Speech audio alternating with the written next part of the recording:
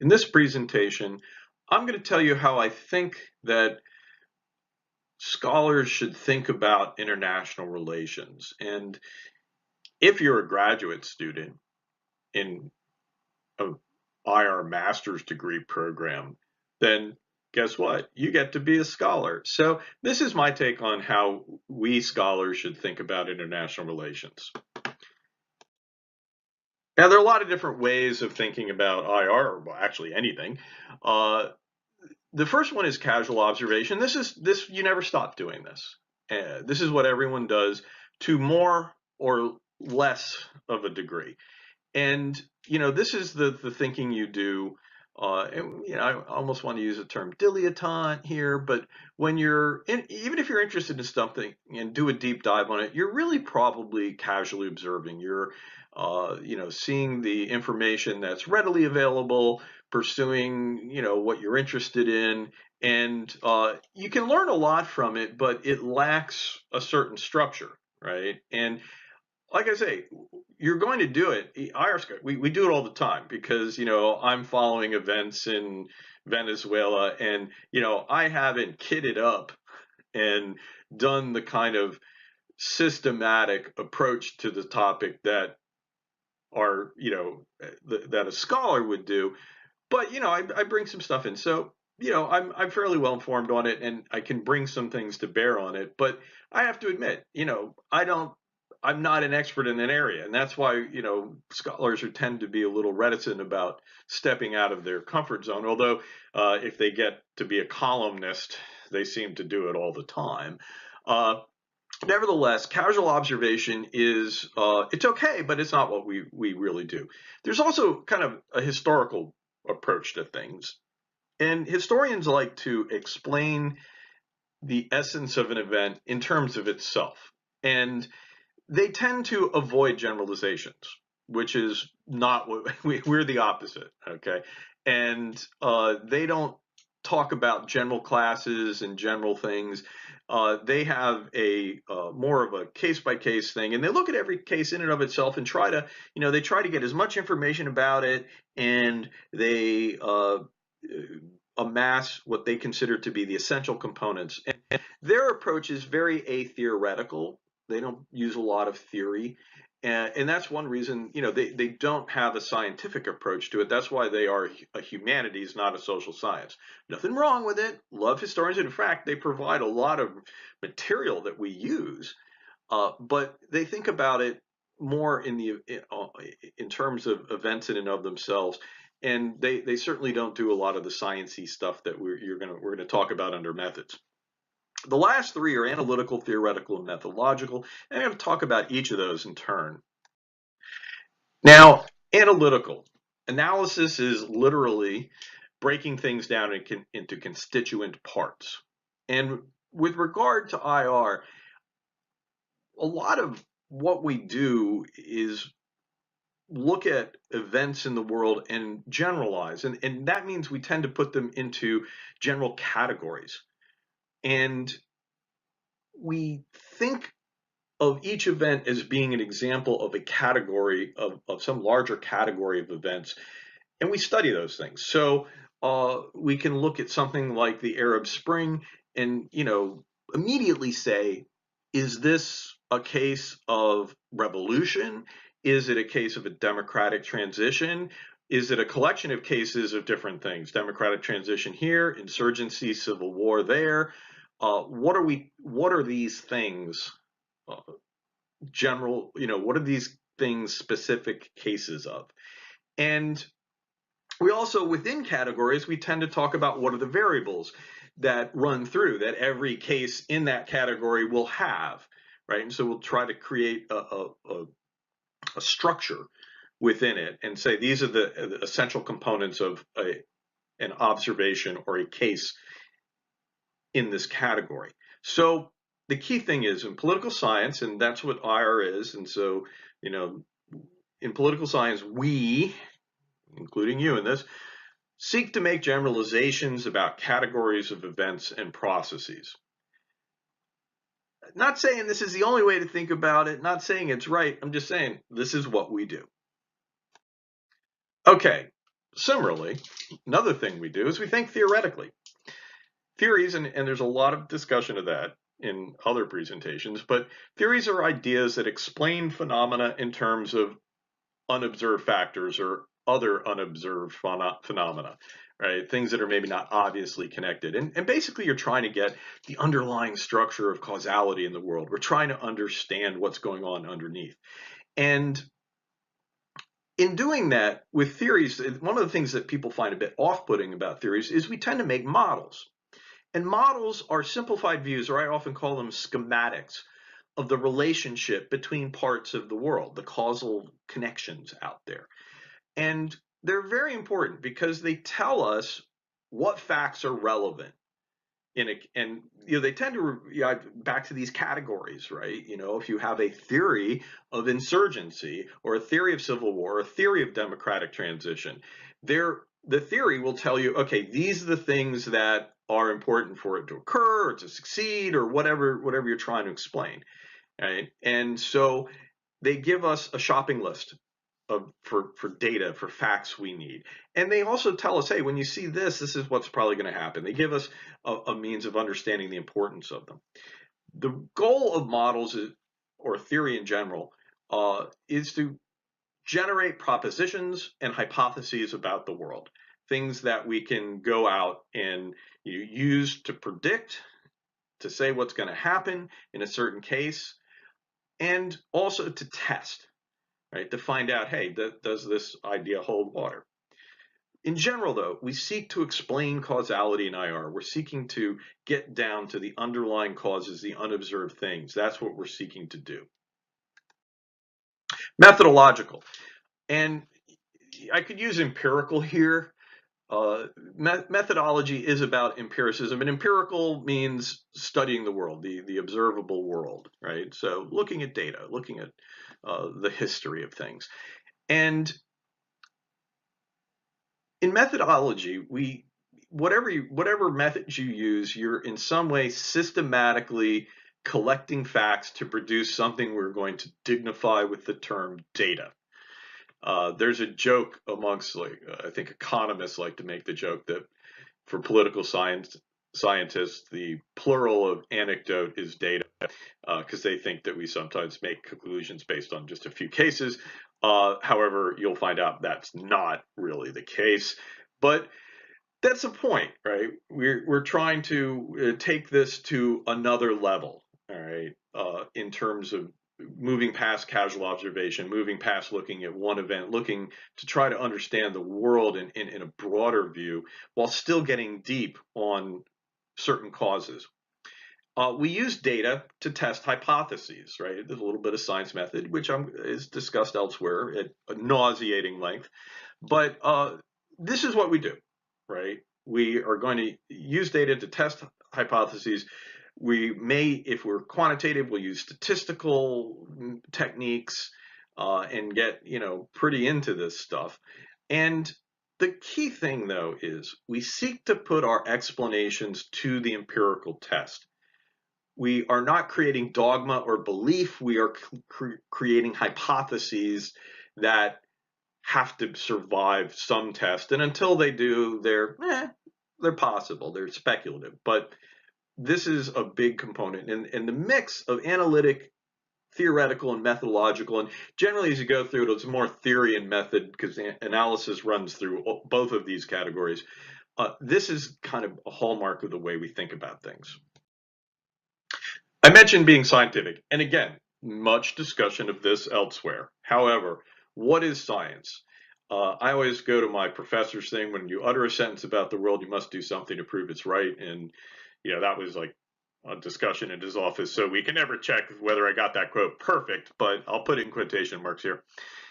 Basically, we want to, when you're being scientific, you're approaching the world and you're combining analysis, theory, and methods. That's a big part of it. You learn scientific method in school around experiments, but the broader view of it is that we're going to create theories about how things are causally linked, and then we're going to test hypotheses. And through it all, we have categories and generalizations about the world that, we think we can do that. Some people will get in our face about that, but hey, we're a social science, therefore we make generalizations and we test them and we try to refine them, and we are always, we never accept them as received wisdom. They are always subject to further testing and refinement. So that's what it means to be scientific, and that's where we try to go with this. It's succeeding sometimes. Maybe some scholars get better at it than others, but that's the goal. Okay, so just let's talk about some expectations of what a graduate student, and if you're going to be someday you're going to be a graduate, we hope, and so you meet these expectations to graduate. So I say graduate because, hey, you guys are starting out. If you're taking the intro course, you're starting out, and eventually hopefully you achieve something like this. Although at the beginning we can say leave predetermined ideas behind. And here what I mean is, I always like this quote by Aristotle: it is the mark of an educated mind to be able to entertain a thought without accepting it. So we are going to entertain a lot of new and divergent thoughts, and maybe not accept them, but test them. Yeah. And we're going to test some of our own cherished thoughts, perhaps. And so that's a key thing that you want to come in. You have a lot of things from casual observation. Generally, the experience of people is as they study something, they find out how little they knew. This is universal. And it's actually a psychological phenomenon that until you study something, you're pretty sure of the answers, and then you study it and you go, oh, well, wait, that's more complicated than I thought. So this is actually, I won't go into I don't have the name handy, but this is the thing in political psychology they talk about. We want you to become more theoretical and approaching things, looking for generalizations, looking for theories that explain general cases. Basically seek the underlying structures in the world and talk about them. Don't be distracted by or lost in historical details. And a huge mistake students make, especially in their assignments, their essays that they write in my intro course, is they'll talk about, if you're talking about US and China, instead of using the theories about great powers and how the world, how say realists think the world works, they'll talk about the South China Sea. And it's like, look, the specific details, that's the surface. I want you to go beneath it, and that's what theories are. Theories are kind of what's going on under the surface. So we want you to become more theoretical. Also, I hope that, I'll at least spark the desire for sophisticated empirical support. And part of that will be kind of to learn to recognize and reject shoddy / anecdotal support. When people go out and make cases that, oh, this is the way the world is, you kind of look at it and go, you should get to the point of, well, is that the case? What's your basis for that? Are you basing it on, World War II and I, or the Cold War, or 9/11? I mean, what's your, how broad is your data set? What are you doing here? And I think that's an important thing. As you'll start rejecting a lot of things that are being bannered about rhetorically, politically, that sort of thing. Also, I want you to learn to, what to accept from empirical research. People tend to see things like polls and, they reject them. Anything, there's an increasingly a rejection of expertise in our culture. And what I hope you'll learn is that, all the experts, all that expertise is problematic, and conclusions are very tentative. But also, without that, you don't know anything, right? If you don't have any expertise, guess what? Then you're just a know-nothing. So what I want you to learn is, hey, how much salt should I add to a poll finding or to this research? And learn to recognize what's good. Being critical of something is to recognize what is good in it as much as what is bad in it or invalid in it. And so I hope that through the program, not this course, but through the program, I hope you'll get to that point and learn to recognize it and seek it out and put it in when you get something solid, put it in there as an important component of your support for whatever ideas you have. Some miscellaneous advice for students, and I could go on forever, and I don't want to bring up.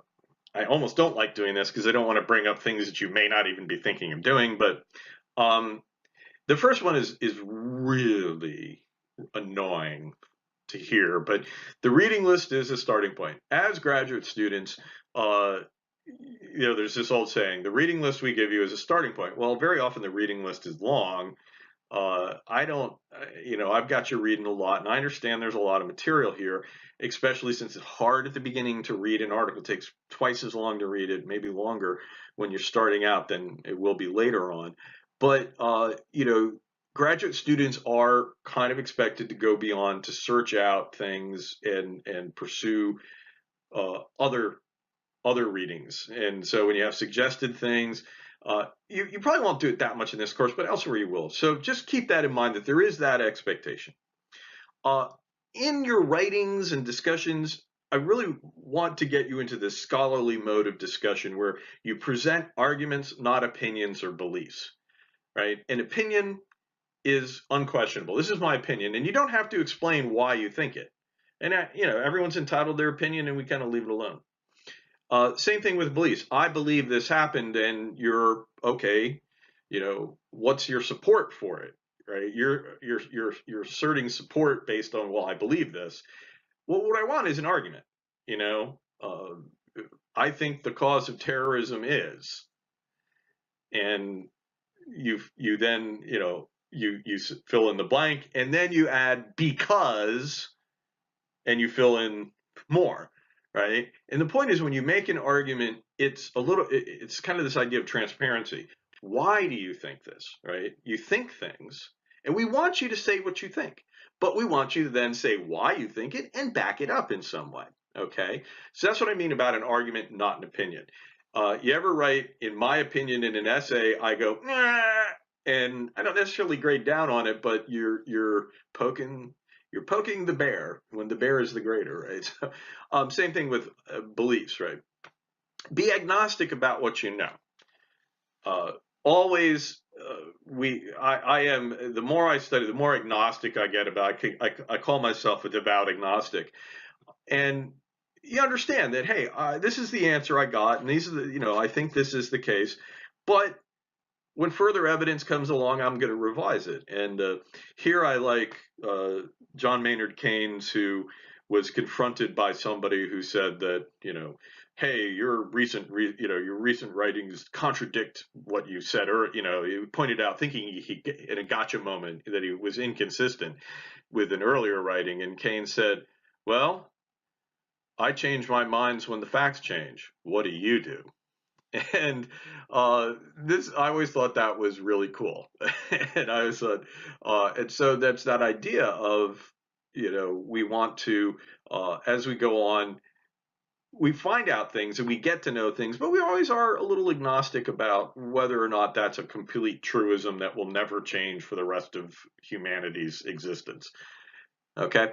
Avoid unsupported assertions.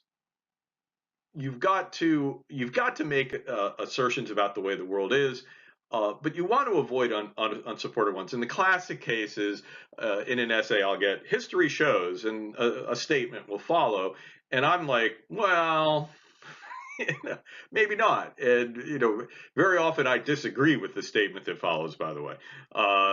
But even if I agree with it, I'm kind of like, well, look, history shows is kind of a rhetorical dodge, because you're not saying, what I like to hear is research shows, or research by so-and-so found, and you cite somebody who's done some real work. And so we want to, move you in that direction. And it kind of goes along with the statement above: be agnostic about what you know, be agnostic about what you think history shows would be a good sign. But try to avoid that. And I've now given at least 3 things for you to avoid in writing. if you've been keeping track, but not big deals. But just, hey, someone's got to tell you this at some point.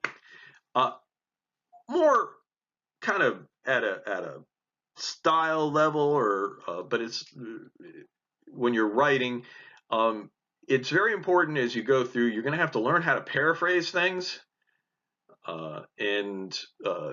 This is related to plagiarism, and there's a lot of links to tutorials on plagiarism about how to paraphrase. We paraphrase things, and we use in-text references, and learn how to do this. Okay, in-text references. It's you should not ever write out the full title of somebody's book. You should never say Bruce Bueno de Mesquita and Alistair Smith show in a Dictator's Handbook that.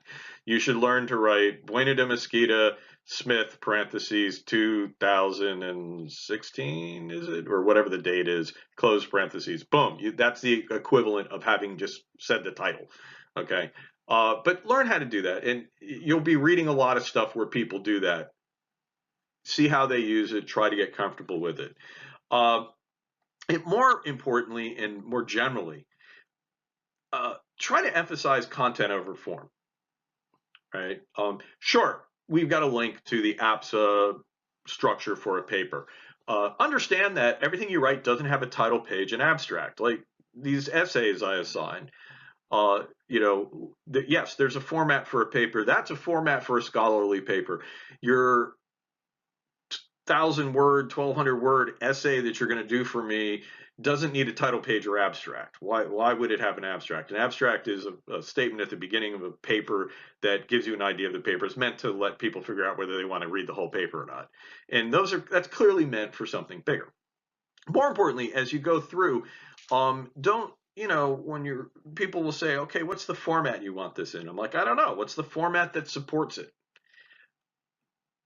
Content should drive it, right? And so when you write a paper or structure something, your structure should flow from that. But having emphasized content over form, you want to make sure that you structure the form to enhance the content. So when you're writing, for the love of God, use mixing together headings and paragraphs. Use a good structure. Use section headings. And what are the section headings? I don't know. What makes sense? Right? What will get your point across? And definitely use paragraphs. Paragraphs are structure. They help you structure your argument. And you want to make sure that you're using a structure, right? This is form. That enhances content. Okay, and so hope that makes a little sense. As you're going on, you'll develop your own style for doing this, and you'll pick up kind of when you read these papers that I assign, the JSTOR papers that you go online and download. Those are all examples of journal articles. Those are the prototypes for you. And but these are things you want to do. So I hope this has been in some ways instructive. It's meant as an overview. We'll be going into talking about theory and methods in form, but I wanted to give you kind of, this is how I think that students want to be thinking, and scholars want to be thinking about IR.